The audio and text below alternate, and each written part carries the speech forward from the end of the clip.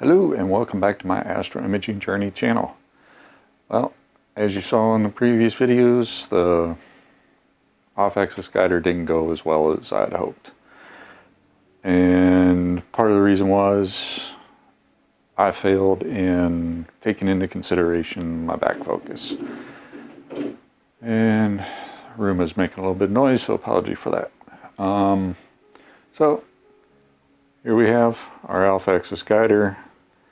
As you can see, it's quite wide, and if I put there, you can see this is the original spacing I had. Clearly, it wasn't what I'd hoped. So let me put this over here. So what we have is, this is the adapter from the Moonlite autofocuser. So all of this fit inside the focuser. So basically from this flange right here to this here is too wide. So let's go ahead and take this off. And we will save that because that will need to go back onto the other adapter set. So basically from here to about here is too wide. So let me grab my calipers, measure this, and we'll see just how far out we were. Alright, so got my trusty calipers here. So we're going to go right about there, and that is right about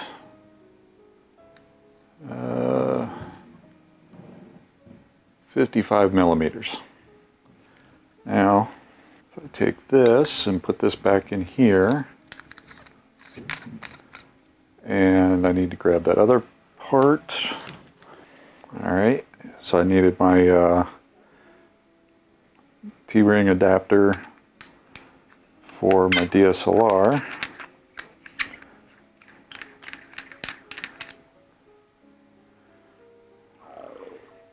Measure that. So we were at 55 millimeters for that. So we would be from that point to roughly about right there. Unfortunately, I can't get exactly down. So that's about 31 millimeters. So 55 minus 31 is what, 24 millimeters? So I was back too far, 24 millimeters. So how are we going to correct this? That is a good question. So let me grab one thing here, because I did notice I don't have, because I'm using this camera here, this Canon adapter doesn't fit exactly right. There's a little bit of a play in the camera, which I have noticed some of my subs. There's just a little bit of trailing, and that could be from this. It could be from any number of things. But that's one thing I wanted to eliminate. And when I was putting everything together, when I installed it, if you remember that image, which I'll put back up here, I was a little bit concerned about that back focus. I was hoping that there would be enough play in the autofocuser to compensate for that 24 millimeters. There wasn't, so one thing I went ahead and ordered was a new little adapter, which, let me grab that for you. So here's a spare adapter I have. And what we have here is a T2 Canon Low. It's from aginaastro.com. Artisky. Not sure. Let me bring that back out here so you can see it. Hopefully that focuses in.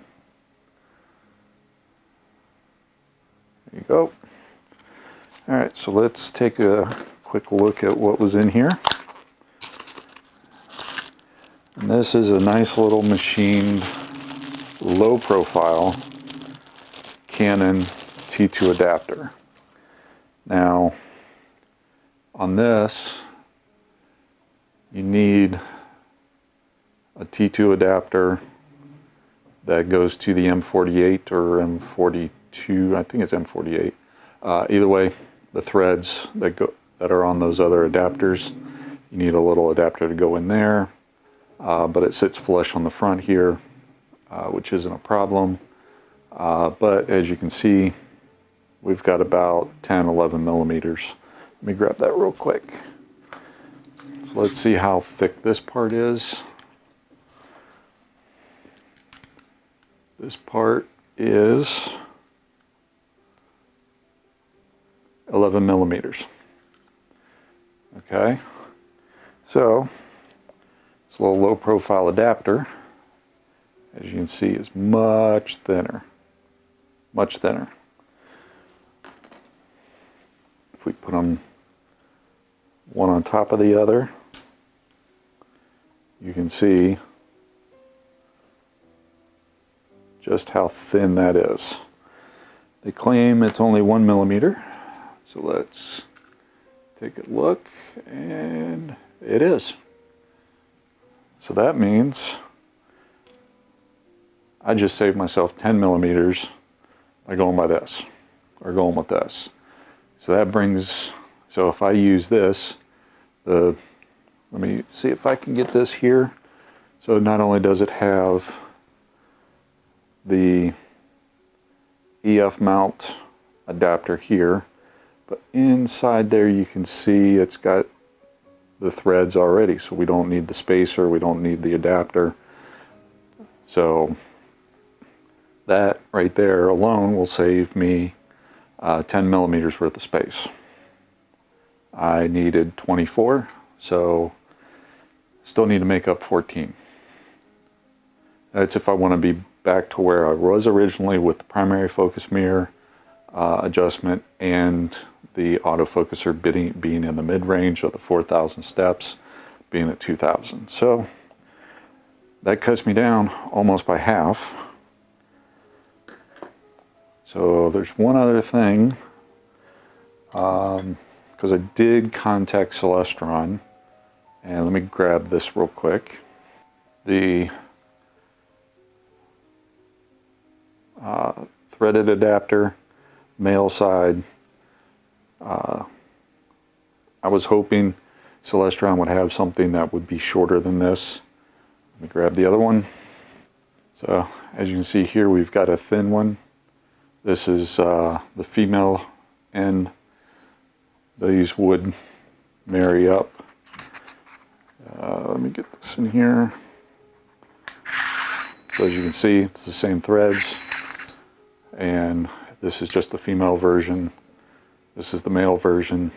Now, if there was a male version this thin, then that would be ideal. So I have already contacted Celestron to see if they had one. Unfortunately, they do not. So, but they did give me a couple of recommendations on some websites to order parts. And unfortunately, 2 of the 3 didn't have what I was looking for. And one, which is precisionparts.com, did have one that this space right here should be 8 millimeters. So let's see if that saves us any spacing. And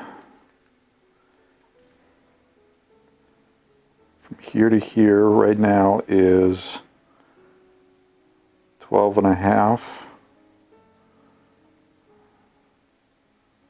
almost 13. So now if that brings that into 8, that saves me another 4 to 5, which means I'm still 10 millimeters short. 10 millimeters, it's about that much distance. going to be close. So this morning I already went ahead and ordered the new flange.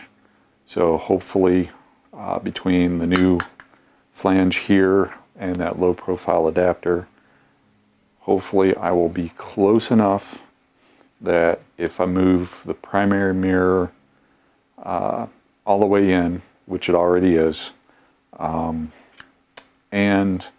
the autofocuser in, I should have enough back focus to achieve focus. The question will be, will I have enough travel left in that autofocuser to go in and out as I need? I'm noticing that most days the travel is roughly 1 to 100 steps on average in or out. So as long as I'm 300 steps away from zero, I should have enough travel. So stay tuned. When I get this guy, I will, or the replacement for this guy, I will be putting all this back together. But for now, I want to put everything back the way I had it, so that hopefully if I do get some imaging sessions in, or any clear nights to get imaging sessions in, I'll be able to do it at least with the old setup. So until then, unfortunately, it's the new setup just isn't working for me. But that's the whole point of this channel. It's a journey. It's a learning experience. Sharing my pitfalls with you guys so that hopefully you can learn from my mistakes. My mistake here was I did not take into account my back focus properly. So let me get this back all together, and yeah. The other thing I wanted to say, the adapter precisionparts.com, apparently they are made, unless they're a real common item where they get enough orders to have a stock of them, they're made to order. So hopefully it'll come pretty quickly, but they say right off the bat 30 days. Takes 30 days. So 30 days from now, hopefully I will have it in real time. What that will mean in YouTube time, not sure, but we will see how that works going forward. So I'm going to put my original configuration back together, get the telescope back to the way I had it before, and hopefully the next clear night I will be able to get focus going and be able to start imaging with the guide camera and guide scope that I was using before, and then hopefully at least get some data going before the other part comes. So hope this was informative for you, and you know, it is what it is. Like I said, it's a learning experience. I failed to take it into account, so oh well, things happen, and we will see if we can get this corrected. Still going to be roughly 10 millimeters shy of being able to just do a drop-in connection. So yeah, all right. Well, thanks for watching. Hope you found this informative. As always, clear skies. Have a good one. Thanks for watching yet another episode from the Astro Imaging Journey channel. Really appreciate your viewership. In our upper right, we have the latest video that I have posted prior to this one. Down in the lower right, we have what YouTube thinks you will enjoy. Below is a subscription link. Please hit that like button, subscribe if you so choose, ring that bell if you want to get notified of something new, and as always, thank you. Clear skies. Remember to